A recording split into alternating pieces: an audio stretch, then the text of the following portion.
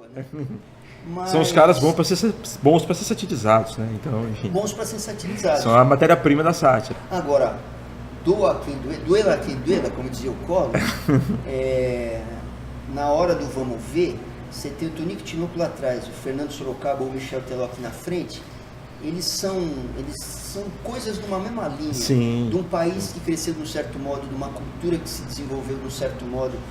Então eu fico muito chateado quando eu vejo alguém detonando um artista popular desse daí, como se ele não significasse nada. Como num primeiro momento se fez com o funk carioca, como se aquilo não fosse o retrato de uma evolução cultural e de costumes, né? Pô, se você tiver um mínimo de antropologia na cabeça, você não precisa nem estudar, tem que ter coração de antropólogo, você saca, né, meu? É de humanidade mesmo, né? Antropos, né? Tem um pouco de humanidade e entender um pouco que aquela música, ela de fato veio de uma sociedade, de um lugar que ela significa para aquele lugar. E que as ferramentas, que a coisa técnica que o cara tem para compor é aquilo. É aquilo. Na Baixada Fluminense, não sei bem, eu não conheço bem a Baixada Fluminense, mas eu imagino que na Baixada Fluminense, na educação musical dessas pessoas que fazem funk carioca, eles não ouviram Mozart, não estudaram dodecafonismo. Mal eles devem ter instrumentos, um saxofone, um violino, para poder estudar. Mas os caras não têm grana, é de uma pobreza grande, né? De uma carência de... O cara não sabe às vezes nem ler e escrever, como é que vai saber instrumento? E de repente lidar com o sampler, com a repetição, com instrumentos que são parentes do videogame, né? O problema que eu vejo nos julgamentos, na maioria dos julgamentos sobre o funk, sobre Michel Teló, etc., é que eles não são exatamente julgamentos estéticos. Uhum. Eles são julgamentos morais travestidos de estéticos. É um julgamento ético travestido de estético. Então, por exemplo, como o funk, as letras, pelo menos grande parte, é erótica, etc. e tal, gera um incômodo.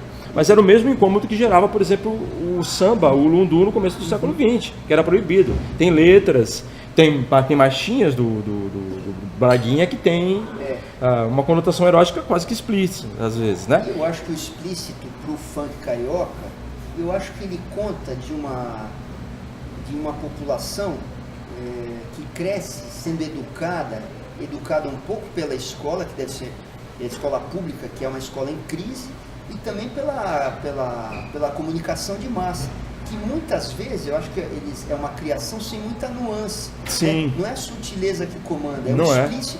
Então é natural que eles trabalhem com o explícito, o que não quer dizer que tenha muita categoria, muita classe mesmo, muita sacada, muita inventividade. Inventividade, né? Quando eles acham um som, né? Eu, em volta do ano 2000, que eu parei pela primeira vez para ouvir esse funk carioca, que eu lembro que saiu aquele disco Furacão 2000 muito nervoso e rendeu uma matéria na Folha de polêmica, né? Eu lembro que alguns caras do pop, como o Dudu Marotti, por exemplo, produtor que foi do Skank, Patufu, curtiram, falou, isso é modernidade, isso traz uma modernidade, é um respiro, né? E outras pessoas condenavam, como você falou mesmo, um pouco moralmente, ofendiam um pouco a moral, os bons costumes.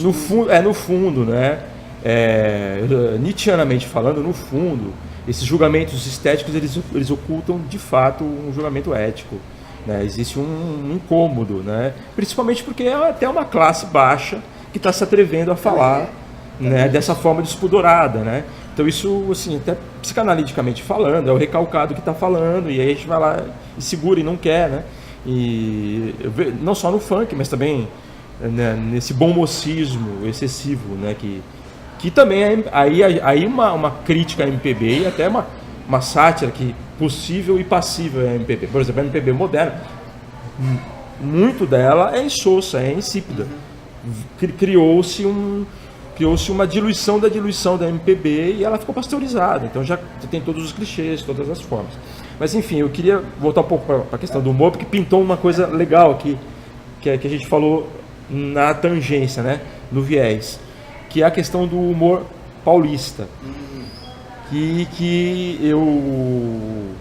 eu concordo que os humores, eles variam, né, fazendo um trocadilho aqui, depende do estado, né? Eu morei no Rio de Janeiro, né, 4 anos, estudei lá, enfim, e dei aula lá, e o humor do carioca, o modus vivendi do carioca, evidentemente, é diferente do paulista, A gente sabe disso, a gente sabe que são, eu até brinco que são estados opostos, são colados, mas eles são maneiras...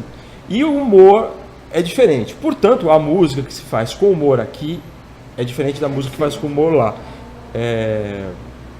Eu acho que dá para nós dois, como compositores também, falarmos sobre isso, né? Sobre o que seria o humor carioca na canção e o humor carioca aqui. Acho que a gente pode começar com um cara que é meio emblemático nisso. Talvez a gente já falou do Adoniran, mas falando da vanguarda paulista, o Itamar. Então, por exemplo, o humor do Itamar sempre muito refinado, muito rebuscado e que evita cair para o excesso do deboche ou para o achincalhamento total. E já o humor, por exemplo, mais carioca, me vem à cabeça, por exemplo, algo que vai para o grotesco. Pensando um pouco no Victor Hugo, falando do grotesco, o Rogério Skylab. Que aquilo que ele faz é grotesco e é humorístico ao mesmo tempo. O Skylab, eu acho que ele é um tipo, eu gosto muito do trabalho dele, porque eu acho que o serviço público que ele presta é ofender a moral e os bons costumes. Sistematicamente, né? Às vezes, o simples fato de você descrever com detalhes minuciosos uma situação escatológica, num mundo que está dominado pelo politicamente correto, é até incrível, às vezes eu acho até incrível que o Skylab tenha aparecido no Rio. E ele tem muito público em São Paulo, porque ele é uma verve muito paulistana. Muito paulistana. Por outro lado, eu acho que no Rio, onde a beleza e as formas... O Rio tem uma... Eu acho que para a gente falar um pouco desse humor, a gente podia voltar um pouquinho e pensar... Eu escuto a música carioca, sempre escutei, como uma música mais doce. Você tem a mulatagem, né? Você tem a malemolência do samba, samba com modinha, né? O samba canção, aquelas músicas do rádio, da Rádio Nacional. O Rio é mais doce, como se fosse... É mais harmônico, é mais natural, são coisas que se sedimentaram ao longo do tempo. A beleza faz parte do... Não é a beleza... Não é como juízo de valor, é quase como, né? Beleza. A música ela é compulsória, quase, é saborosa, né? Bonita, ela não é áspera, não te arranha, né? A música de São Paulo, eu acho que até quando uma música vai se sedimentar aqui, já chegou uma imigração nova, já tem uma onda nova, o dinheiro já levou aquilo, não está mais na moda. Aqui não dá tempo de nada sedimentar e se tornar belo ou natural. Já tem um sampler novo para você colocar, já tem uma batida lá, já tem uma referência. Então, é o cosmopolitismo, né? É o bem e o mal do cosmopolitismo. E eu acho que tem uma outra coisa que faz uma baita diferença. São Paulo não ter um grupo étnico, seja a negritude, seja o português, seja o índio, sei lá, aqui misturou muito. Então, tipo a Bahia, que é um lugar africano, ou o Rio, que é um lugar mulato, eu acho que é até difícil eles transgredirem, porque a tradição é muito grande, é muito forte. Sim. Ela vem do baixo ventre, ela tá é como tem raiz debaixo da terra. São Paulo não dá tempo de ter raiz, né?